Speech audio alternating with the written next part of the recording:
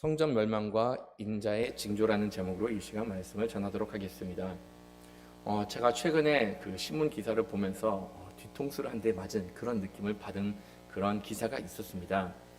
이 어떤 기사였는가 하면은 완전 자율주행이 거짓이다라는 그런 기사 제목을 이렇게 신문 기사 제목을 보게 되었습니다.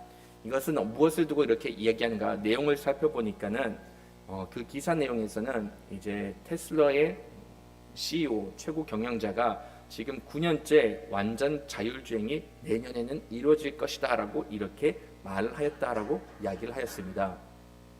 9년 동안 자율주행이 내년쯤이면은 아니면 조만간 이렇게 완전히 이루어질 것이다라고 이렇게 이야기를 했는데 지금까지 그것이 실현이 되지 않았다라고 이런 기사글을 보게 되었습니다. 처음에 테슬라가 자율주행이라는 그 기술을 선보였을 때는 그때 당시 테슬라의 기술력은 거의 압도적이었습니다. 선도적이었죠. 그때 당시 많은 회사들 자율주행이라는 그런 새로운 기술을 도입을 하려고 많은 실험을 했는데 그때 테슬라는 이미 자동차를 이렇게 선보이면서 이런 기능 우리 테슬라는 이미 가지고 있다라고 이렇게 그 시장을 주도했던 모습을 보였습니다. 그만큼 기술이 앞서 있다 보니까는 그 앨런 머스크라는 사람이 이제 조만간 완전 자율주행이 실행될 것이고 그때는 무조건 테슬라 차를 사는 것이 이득이다라고 이렇게 말할 정도였습니다. 실질적으로 그 회사의 기술력이 워낙 앞서 있다 보니까는 그 사람의 말은 그냥 거의 다 사람들이 믿었죠. 무엇보다도 그들이 하였던 말, 지금 우리 회사 같은 경우는 그 모든 기술을 다 갖고 있지만은 아직까지 정해진 법이 없기 때문에 거기에 대해서는 사고 아니면 각종 법률 때문에 이러한 문제를 해결하기 전까지는 우리가 완전 자율주행을 이렇게 시행을 하지 못한다라고 이렇게 말하면서 그들의 기술력이 이미 완전히 다 됐다는 것을 거듭 이야기를 하였던 것이었죠. 이런 발표가 있었던 이후로 거의 9년이라는 시간이 지났고 올해도 역시 마찬가지로 조만간 내년이면은 이제 테슬라는 완전 자율주행을 기능을 선보일 수가 있다라고 이렇게 이야기를 하였던 겁니다. 9년 동안 이들의 주장이 반복되다 보니까는 이제는 그 앨런 머스크라는 사람이 이야기하는 것에 대해서 사람들이 믿지를 않기 시작하였던 것이었죠. 저도 지금까지 그 사람이 했던 거 거의 모든 말을 다 믿었는데 이렇게 9년째 진행되다 보니까는 이 사람이 말하는 조만간 이것은 조만간 일어나지 않겠구나라는 그런 마음을 갖게 되었던 겁니다. 사람이 거듭 이야기를 하는데도 불구하고 그 일이 벌어지지 않게 되면은 사람은 당연하게 그 신뢰를 잊어버리게 됩니다. 하지만 반대로 사람들이 아무리 허구맹랑한 이야기를 한다고 하더라도 그 사실이 하나 두 개씩 이루어지는 것을 보면은 거기에 대해서는 사람들이 이 사람이 하는 말 실질적으로 이루어졌으니까는 앞으로 이 사람이 하는 말 또한 믿을 수가 있겠구나, 신뢰할 수가 있겠구나라는 그러한 확신이 들기 마련입니다. 거짓을 말하는 사람들 주로 자기가 하는 말 거듭 반복하면서 이것이 진짜 이루어진다라고 하는데 그러한 것들을 봤을 때 이루어지지 않는 것을 보면은 그 사람의 신뢰는 잃어버리게 되지만은 비록 믿을 만한 말이 아닌데도 불구하고 그런 일들이 하나 두 개씩 이루어지는 것을 보게 되면은 당연하게 그 사실을 믿게 된다는 것이죠. 예수님께서도 다시 오신다는 말씀 정말로 많이 하셨습니다. 예수님께서는 먼저 제자들에게 자기가 고난을 받을 것에 대해서 이야기를 하시고 나서 그런 다음에 다시 오겠다라는 말씀을 거듭 반복하면서 말씀을 하셨어요. 이런 거듭 반복되는 말씀 하신 지가 벌써 2000년이라는 어마어마한 시간이 지났습니다. 예수님께서는 곧 다시 오신다라고 이렇게 말씀하신 지가 벌써 2000년이 지났는데 아직까지 오지 않는 것을 봤을 때 예수님께서 하신 말씀에 대해서 솔직히 의심을 할 만도 하다라고 이렇게 생각을 합니다. 예수님께서는 2000년 전에 오신다라고 했는데 곧 오신다고 했는데 2000년이 지났던 시간이 이렇게 지났는데도 불구하고 오지 않으셨으면은 그 사실에 대해서 잊어버릴 만도 하고 그것이 설마 진짜일까라고 의심을 할 만도 한데 바른 신앙을 갖고 있는 사람들은 정말로 건전한 신앙 사상을 갖고 있는 사람들은 예수님께서 다시 오신다는 그 말씀을 굳건히 믿고 여기에 대해서 하나의 오차 없이 분명히 이루어질 것은 확신을 갖고 신앙생활을 하는 것을 볼 수가 있습니다. 이런 현상은 솔직히 역사적으로 보더라도 그렇게 쉽게 받아들일 수 있는 현상은 아닙니다. 그 어떠한 사상이든 그 어떠한 가르침이든 세대가 넘어가기 시작하면은 그 진리가 바뀌기 마련이고 사람들이 거기에 대해서 의심을 하든지 아니면 잊어버리기 마련이라는 것이죠. 그런데도 예수님께서 말씀하신 내가 분명히 다시 오실 거라는 그 말씀, 3세대가 아니라 벌써 2000년이라는 시간이 지났는데도 불구하고 아무도 주님을 따르는 백성들로서는 이를 의심을 하지 않고 있다는 것이죠. 어떻게 사람들이 2000년에 하셨던 예수님의 말씀을 분명히 이루어질 거라는 그런 확신을 가질 수가 있을까요? 예수님께서 하시는 말씀이 논리적으로는 받아들이기 매우 어렵지만은 그럼에도 불구하고 우리가 이것이 분명히 이루어질 것 찰떡같이 믿는 이유는 지금까지 예수님께서 하셨던 그 모든 일들이 이루어졌기 때문에 예수님께서 다시 오신다는 그 말씀조차도 우리가 의심치 않고 믿을 수가 있다는 것입니다. 예수님께서는 제자들에게 내가 앞으로 십자가에서 못 박혀 죽임을 당할 것이다 라고 말씀을 하셨습니다. 그리고 나서 제자들에게 그럼에도 불구하고 내가 3일 만에 다시금 부활할 것이다 라고 이렇게 제자들에게 말씀을 주셨고 말씀에도 이와 같이 기록이 되어 있습니다. 물론 제자들은 그 일에 대해서 귀담아 듣지는 않았지만은 그런데 예수님께서는 본인이 하셨던 그 모든 말씀을 이루셨고 지켜내셨던 것이었죠. 실질적으로 예수님 일주일 후에 며칠 안 돼가지고는 이렇게 말씀 가운데서는 십자가에 못 박혀 죽으시게 되고 그리고 나서 실질적으로 3일 만에 부활하게 되었던 겁니다. 그것뿐만이 아닙니다. 예수님께서는 성전에 대한 예언도 하셨습니다. 이 성전에 있는 돌 위에 돌 이것이 남아있지 않을 것이다 라고 이렇게 말씀을 하셨고 실질적으로 그 사건 AD 70년에 로마 티투스 장군에 의해서 고스란히 이루어진 것을 우리가 경험하게 되었습니다. 예수님께서는 본인의 부활부터 시작하여 가지고 그런 다음에 이 예루살렘 성전의 멸망까지 이렇게 정확하게 말씀을 하셨기 때문에 사람들은 예수님이 무엇보다도 하나님의 아들이 말씀하신 것이기 때문에 비록 2000년이 지났다고 할지언정 분명히 다시 올 것을 1차 의심치도 않고 이렇게 믿었던 겁니다. 예수님께서는 성전의 멸망을 이렇게 말씀을 하셨던 동시에 그런 다음에 무엇보다도 앞으로 제자들이 어떠한 환난을 겪게 될 것인가를 같이 말씀해 주셨습니다. 예수님께서 예언적으로 하셨던 말씀, 이 예루살렘 성전이 멸망하게 될 것이고 그런 다음에 그리스도를 따르는 백성들 핍박을 받게 될 것이다 라고 이렇게 말씀하셨을 때는 1차적으로는 이 예루살렘의 멸망에 대해서 이렇게 말씀하신 것이 많습니다. 하지만 동시에 이 마지막 때가 됐을 때는 전무후무한 그런 대환란이 일어날 것을 또한 같이 말씀을 해 주셨습니다. 이때 당시 제자들은 이 말씀을 들었을 때 이것이 바로 예루살렘의 멸망이라는 것을 그때는 깨달을 수가 있지만은 오늘날 우리가 이 말씀을 들었을 때는 이것이 단지 예루살렘의 멸망뿐만이 아니라 더 나아가서는 예수님께서 마지막 때에 다시 오시기 전에 이 땅에 있는 대환란에 대해서 이렇게 우리에게 말씀을 해 주신 것을 알 수가 있습니다. 예수님께서는 우리에게 해주시는 말씀은 마지막 때 분명히 예수님께서 다시 오실 거라는 것을 말씀을 해주셨습니다. 하지만 또한 동시에 오시기 전까지는 하나님의 자녀들이 환란의 시대 속에 살게 될 것이고 그런 다음에 종말의 시대에 살게 되다 보니 많은 어려움을 겪게 될 것이다 라고 이렇게 거듭 말씀을 해주셨습니다. 예수님께서 이렇게 환란의 시대를 맞이하게 된다는 이유를 왜 우리에게 거듭 이야기를 해주실까요? 우리가 이런 가운데 믿음으로 이 환란의 시대를 이기기를 원하기 때문에 이렇게 말씀을 해주고 계십니다. 지난 주일에도 우리가 이 말씀을 잠깐 다룬 적이 있었는데 마태복음 24장 13절 말씀을 한번 좀 다시 같이 읽어보도록 하겠습니다. 그러나 끝까지 견디는 자는 구원을 얻으리라. 예수님께서는 하시는 말씀, 이 환란의 시대를 끝까지 이기는 사람, 그런 사람들은 구원의 대상이 된다라고 이렇게 말씀을 해 주신 것이죠. 근데 주일날도 이렇게 말씀을 드렸듯이 그냥 버티기만 하면은 구원의 대상이 되는 것이 아닙니다.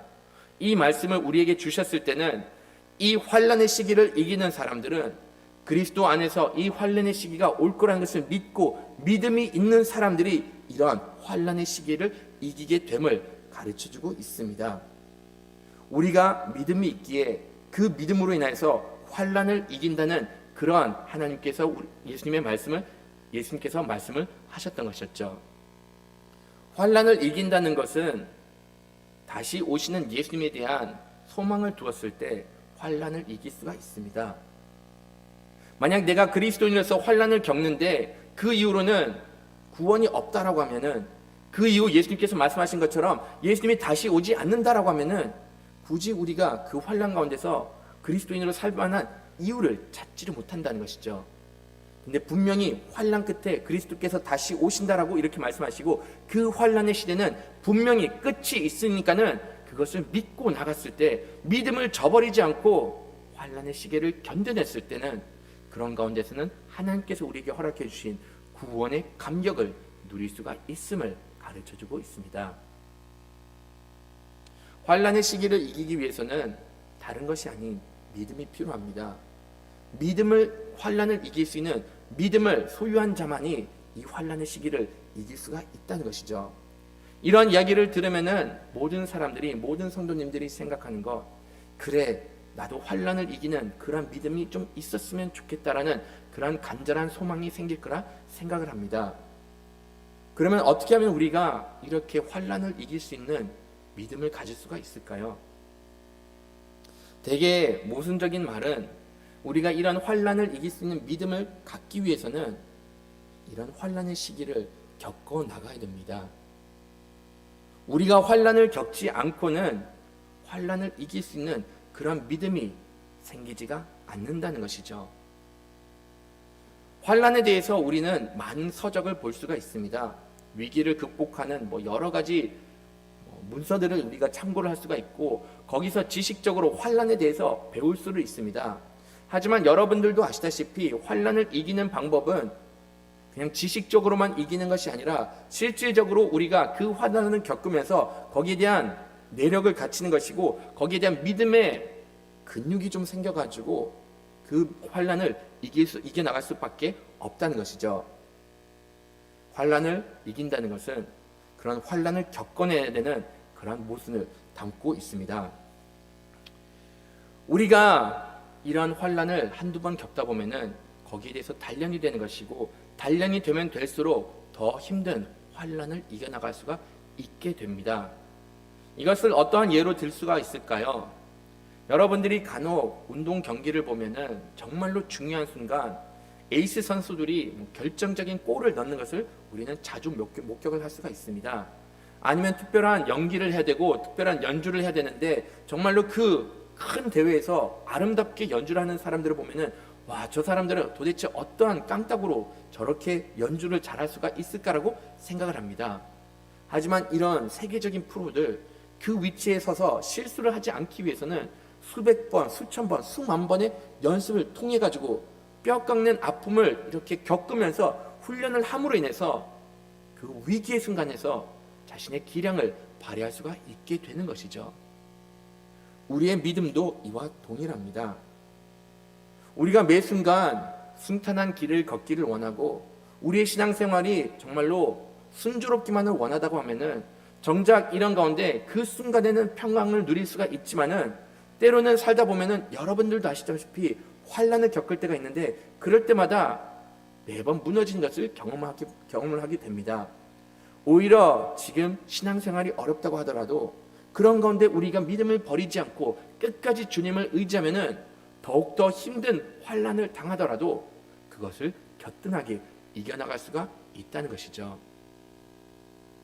성경에 있는 많은 믿음의 선배들을 보면은 우리는 그런 사람들을 보면서 나도 이런 믿음의 조상들처럼 이렇게 믿음이 정말로 최정상급에 있기를 간절히 원한다라고 바라는 경우가 간혹 있습니다.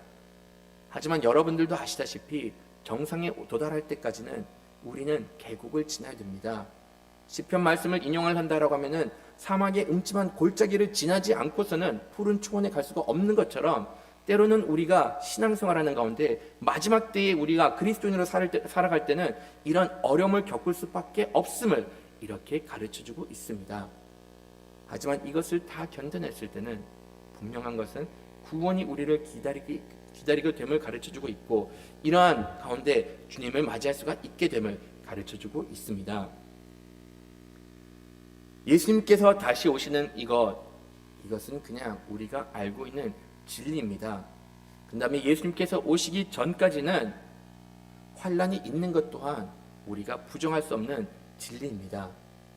이것은 우리가 피하려고 해서 할 수가 있는 사항이 아니고, 이것은 하나님께서 정하신 것이기 때문에 사람의 능력으로서는 이것을 더 이상 변경시킬 수 있는 그러한 주제가 되지가 않는다는 것이죠. 예수님께서 오시는 거 비록 사람들은 알 수가 없지만은 하나님 계획 가운데 이 모든 것은 이루어지고, 환란의 시기도 하나님의 계획 가운데 이루어지게 되어 있음을 예수님께서는 거듭 이야기를 해주고 있습니다. 저는 이 마지막 때에 대해서 한 가지만 더 추가로 이렇게 말씀을 드리기를 원하는 것이 있는데, 간혹 사람들은 예수님께서 다시 돌아오는 시기를 사람들의 능력으로 이렇게 조절을 할 수가 있다는 그런 착각을 하는 경우가 간혹 있습니다. 몇몇 선교단체에서 제가 이런 그냥 가르침, 이런 신학을 배운 적이 있는데, 이 말씀에 근거해서 세상 끝까지 복음이 전해졌을 때 그때 예수님께서 다시 오시기 때문에 우리가 세상 끝까지 복음을 전해야 된다라고 이렇게 주장하는 선교단체를 보았습니다. 그것 이외에도 예루살렘에서 다시 모여서 하나님께 예배를 드릴 것이다라고 이렇게 말씀이 기록되어 있기 때문에 사람들은 예루살렘이 다시금 복음화되기 위해서 막 각별히 신경 써야 된다, 예루살렘에 복음을 전해야 된다, 백두 예루살렘, 그러한 이야기를 한 것을 정말로 많이 들었습니다. 그렇게 함으로 주님이 오신 날이 속히 이루어질 것이다라고 이렇게 주장을 하였는데, 예수님께서 다시 오시는 날 환란을 피할 수 있는 그런 것, 인간의 능력으로서 되는 일이 아닙니다.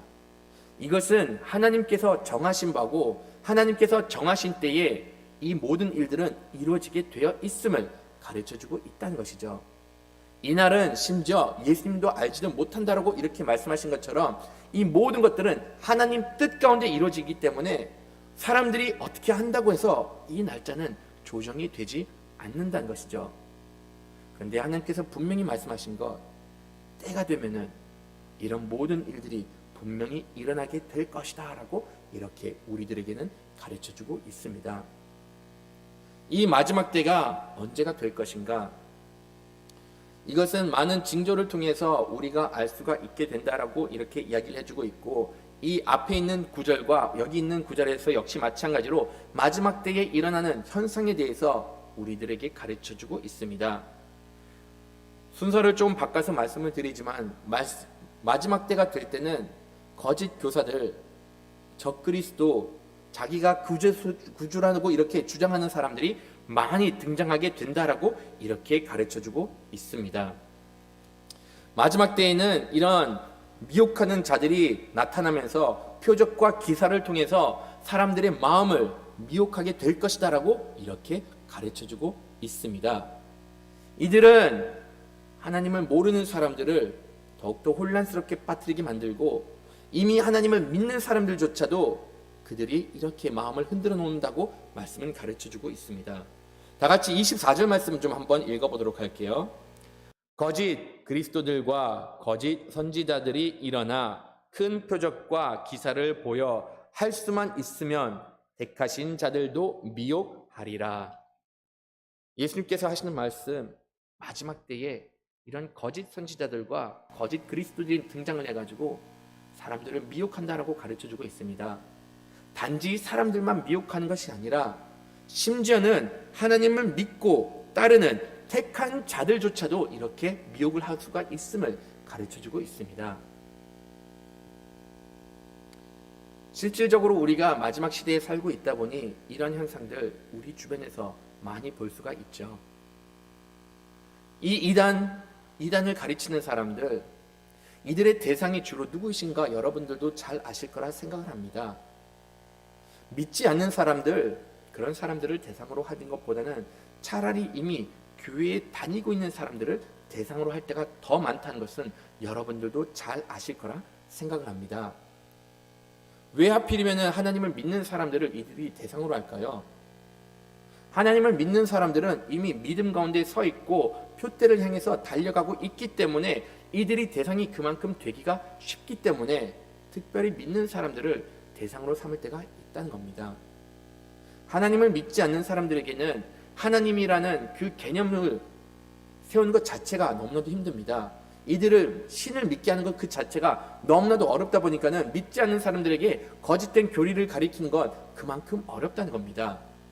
하지만 기존의 교회를 다녔던 사람들, 믿음이라는 근본이 있기 때문에 이들에게 조금만 방향에 틀어나갈 수 있는 것들을 이렇게 더해주면은 이들이 하나님으로부터 멀어지기 때문에 그만큼 거짓된 교사를 따르기가 쉽기 때문에 특별히 믿는 사람들이 이렇게 미혹의 대상이 될 수가 있음을 가르쳐주고 있습니다. 마지막 시대에 물론 놀라운 일들은 우리가 경험을 할 수가 있습니다.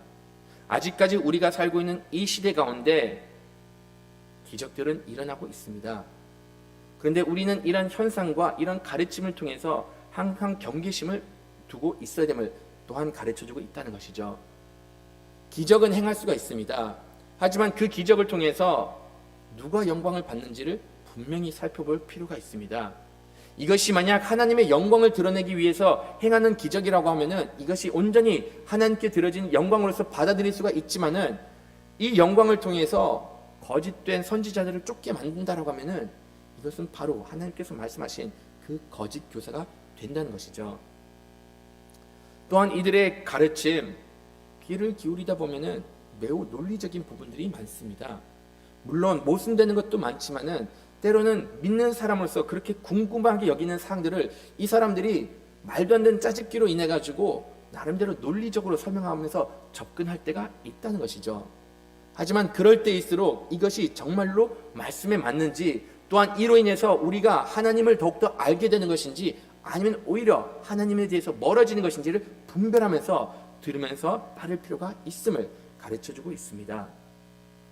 믿는 사람으로서는 오로지 하나님의 말씀을 귀를 기울여야 되고, 하나님의 영광이 드러나지 않는 가르침이면은 아무리 우리의 호기심을 자아낸다고 하더라도 이를 멀리해야 합니다.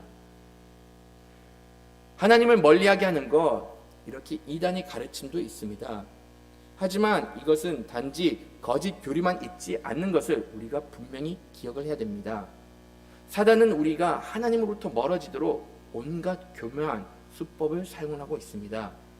이렇게 이단과 통해서 거짓된 교리를 정하는 데가 있지만은 때로는 우리가 하나님의 말씀이 아닌 세상의 가치를 더 소중하게 여기면서 하나님으로부터 멀어지게 만들 때도 있음을 분명히 깨달아야 됩니다.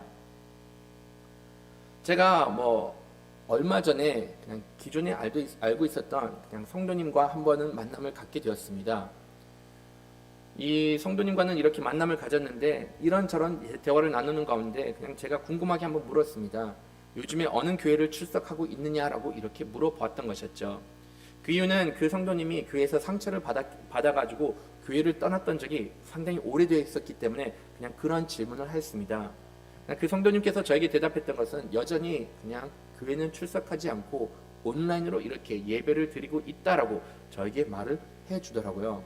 그래서 저는 그 부분을 좀 안타깝게 여기면서 그런가 보다라고 했는데, 나중에 그 배우자로부터 이렇게 듣게 되었던 이유는, 그들이 아직까지 교회를 정하지 못한 이유는 그들이 가지고 있는 정치적인 성향과 충돌을 많이 일으키기 때문에 그래서 교회를 쉽게 정하지 못한다라는 그런 이야기를 듣게 되었습니다. 저는 그 이야기를 들었을 때 너무나도 가슴이 아프더라고요. 아니, 우리가 하나님을 믿으면은 가장 소중하게 여기는 것이 하나님의 말씀이 되어야 되는데, 이 성도님 같은 경우는 자신들이 가지고 있었던 이념으로 인해서 오히려 교회를 정하지 못하고 하나님 앞에 나아가서 친밀한 관계를 맺지를 못하고 있다라고 이렇게 말을 해주고 있었던 것이었죠. 결국에는 이 성도님이 저에게 해줬던 말은, 자기는 하나님의 말씀을 따르는 것보다 자기가 갖고 있는 정치적인 성향, 이념이 더 소중하다고 저에게 이렇게 이야기를 했던 겁니다. 말씀의 가르침은 세상의 이념과 충돌을 일으킬 수밖에 없습니다. 말씀의 가르침은 진보적인 성향과 보수적인 성향, 이런 모든 성향과 충돌을 일으킬 수밖에 없다는 것이죠.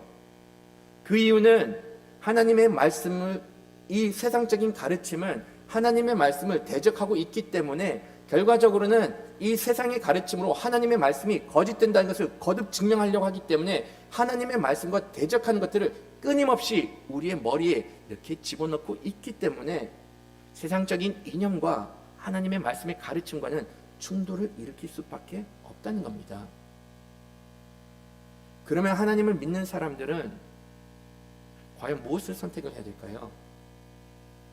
만약 정말로 우리가 이 말씀이 진리의 말씀이다라고 생각을 하면은 저 설령 하나님의 말씀이 가르친 것이 내가 가지고 있는 신념과 이념과 충돌을 일으킨다고 하더라도 이것이 진리이기 때문에 이 말씀을 붙들면서 말씀의 가르침대로 우리가 살아야 합니다. 사단은 마지막 때에 온갖 거짓으로 우리를 하나님부터 멀어지게 만듭니다. 때로는 이렇게 이단의 거짓된 교리로서 우리를 하나님으로부터 멀어지게 만들 수도 있습니다. 하지만 때로는 이런 세상적인 가르침으로, 세상적인 이념으로 인해서 우리가 하나님으로부터 멀어지게 만들 때도 있다는 것을 우리는 분명히 기억을 해야 됩니다. 마지막 때에는 사단은 온갖 교묘한 수법으로 하나님부터 멀어지게 만드니 예수님께서는 여기서 우리에게 해주시는 말씀은 우리는 오직 하나님의 말씀의 가르침만을 붙들어야 되고, 이런 마지막 환란의 때는 우리가 붙들어야 되는 대상은 오직 하나님 한 분밖에 없음을 말씀은 가르쳐주고 있습니다. 다 같이 16절에서 18절까지의 말씀을 한번 좀 읽어보도록 하겠습니다. 그때에 유대에 있는 자들은 산으로 도망할지어다. 지붕 위에 있는 가지러 내려가지 말며 밭에 있는 자는 겉옷을 가지러 뒤로 돌아가지 말지어다. 아멘. 예수님께서는 분명히 마지막 때에 거짓된 가르침이 있고 환란이 있는데 여기에 대해서 어떻게 대비하라고 이렇게 말씀을 해주십니다. 말씀을 보시면은 16절 말씀을 보시면은 너희들이 이 환란의 때에 산으로 도망가라라고 이렇게 가르쳐주고 있습니다. 이것을 그냥 문자적으로 받아들일 수도 있습니다. 마지막 때에 되면은 그냥 이 세상에 있지 말고 산으로 도망가는 거, 아무도 없는 곳으로 이렇게 도망가라고 그냥 문자적으로 받아들일 수도 있습니다. 하지만 이것이 만약 유대인들에게 이렇게 주어진 말이라고 하면은 이것을 문자적으로 실행하는 것은 그들에게는 그렇게 쉽지가 않아요. 예루살렘, 여러분들도 아실 거라 생각하지만은 예루살렘은 상당히 고산지에 있습니다. 해발 800m에 있는 성읍이다 보니까는 거기서 더 높은 산을 찾는 거 그렇게 쉽지가 않다는 것이죠. 그러면 예수님께서 산으로 도망가라고 하는 것, 그냥 이것을 그냥 문자적으로 받아들이기보다는 차라리 좀 은유적으로 접근하는 것이 좀 더 말씀에 이해하는 데 도움이 될 것 같습니다. 유대인들에게 있어 산은 그냥 각별한 의미를 지니고 있습니다. 이 산은 산을 주로 하나님의 보호하심으로 이길 때가 있고 도움의 근원지로 여길 때가 있습니다. 또한 무엇보다도 하나님께서 모세에게 하나님의 말씀을 주셨을 때 산에서 주셨기 때문에 이스라엘 백성들을 산을 거의 하나님의 임재가 있는 곳, 하나님의 보호하심이 있는 그런 곳으로 이렇게 생각을 하고 있었습니다. 예수님께서는 환란의 때에 너희들이 다른 데로 도망가지 않고 하나님의 품으로 도망가고 하나님을 의지하면서 이 환란의 시기를 이기라라고 이렇게 말씀을 해주고 있습니다. 마지막 때에 우리가 의지할 거 아무것도 없습니다. 환란의 때가 되면 될수록 사람들은 거짓을 따르기 마련이고 거짓된 가르침에 미혹되기 마련인데, 예수님께서는 하신 말씀, 마지막 때가 되면 될수록 우리는 말씀에 근거해서 진리를 세워야 되고 무엇보다도 하나님만을 의지하면서 이 환란을 극복하라라고 이렇게 가르쳐주고 있습니다. 마지막 때에 되다 보면은 사람들은 이것저것을 의지하기를 원합니다. 마지막 때가 되면은 나에게 힘이 되는 것을 이렇게 의지하다 보니까는 많은 경우 사람들이 하나님을 의지하기보다는 차라리 조금 더 현실적인 것을 의지하기 마련이기 때문에 예수님께서는 특별히 마지막 때에 하나님을 의지하라고 이렇게 말씀해 주고 있습니다. 대부분의 사람들이 어려울 때 주로 무엇을 의지하게 되나요? 자신들에게 즉각적으로 도움이 될 수 있는 물질을 의지할 때가 훨씬 더 많습니다.